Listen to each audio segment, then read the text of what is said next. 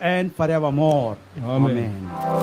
அக்கினி ஊடாய் நடந்தாலும் ஆழியின் தண்ணீரை கடந்தாலும் அக்கினி ஊடாய் நடந்தாலும் ஆழியின் தண்ணீரை கடந்தாலும் சோதனையோ மிக பெருகினாலும் ஜெயம் நமக்கீர்ந்ததால் சோத்தரிப்போமே.